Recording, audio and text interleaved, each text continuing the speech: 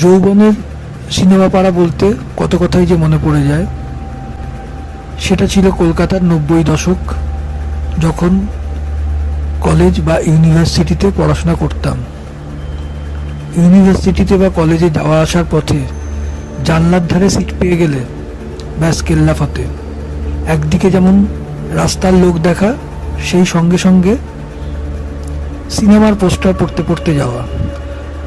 কোন সিনেমা কত সপ্তাহ চলছে সেটা দেখে সিনেমা হিট না ফ্লপ বিচার করতাম। হিন্দে হয়তো দেখা যাচ্ছে কোনো সিনেমা 12 সপ্তাহ চলছে, মেট্রোতে হয়তো দেখা যাচ্ছে কোনো সিনেমা 18 সপ্তাহ চলছে, আবার বসুশ্রীতে হয়তো দেখলাম কোনো সিনেমা 5 সপ্তাহ চলছে। খবরের কাগজের সিনেমা রিভিউ নয়, কোন সিনেমা কত সপ্তাহ চলছে তার উপর বিচার করে অনেক সময় অনেক সিনেমা দেখেছি। আর সেসব সিনেমার নাম এখনো উজ্জ্বলভাবে মনে আছে। দিলওয়ালে দুলহানিয়া লে যায়েঙ্গে, কুছ কুছ হোতা হ্যায়, আন্দাজ আপনা আপনা, বাজিগার, হাম আপকে হ্যায় কোন, সরফরোশ, অগ্নিপথ, কভি না কভি না, দিল তো পাগল হ্যায়। কোনটা ছেড়ে কোনটার কথা বলবো? এখনকার প্রজন্ম হয়তো বিশ্বাসই করবে না, 90 দশকেও হিট সিনেমার হিট গানে দর্শক পয়সা ছুটতেন। হাম আপকে হ্যায় কোন সিনেমাটা দুবার দেখতে গিয়ে ফিরে এসেছি হিন্দের সামনে থেকে, কারণ টিকিট পাইনি। হলের সামনে নির্দয়ভাবে লেখা হয়েছে হাউসফুল। ব্ল্যাকারদের কাছ থেকে টিকিট জোগাড়ের চেষ্টা করিনি এমনটা নয়, কিন্তু পকেটে কোলায়নি। তারপর তৃতীয়বারের চেষ্টায় হাউসফুল হওয়া সত্ত্বেও এক ব্ল্যাকার আমাদের মনে করেছিলেন এদেরকে এবার ঢুকতে দেওয়া উচিত। তাই তার সিনেমার ব্ল্যাক করার জন্য যে টাকা তিনি টিকিটের জন্য ধার্য করেছিলেন, সেই টাকার থেকে তিনি কিছুটা কমে আমাদের ঢুকতে দিয়েছিলেন। হল ভর্তি সিনেমা দেখার সেই অভিজ্ঞতা কখনো ভোলার নয়। মনে আছে বেশ কয়েকটা গানের সঙ্গে দর্শক এতটাই অভিভূত হয়ে পড়তেন যে পয়সা ছুটতেন। এখনকার এই মাল্টিপ্লেক্সের সময় এই কথা হয়তো আর ভাবাই যাবে না।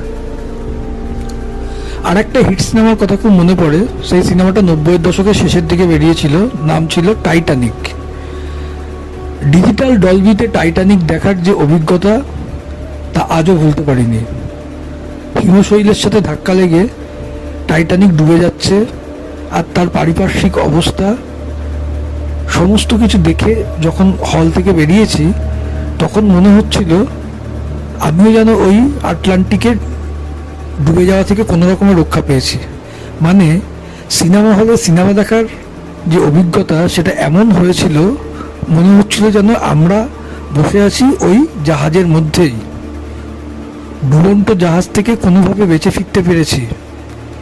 এই অনুভূতি কি আজকালকার দিনের মোবাইলে দেখে পাওয়া যাবে?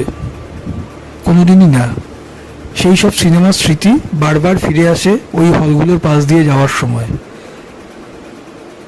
আমাদের আনন্দবাজারের অফিসের আশপাশে যে সিনেমা হলগুলো রয়েছে সেগুলো এখন সবই আর সিনেমা হল নেই, প্রায় সবগুলোই হয়ে গেছে জামা কাপড়ের দোকান।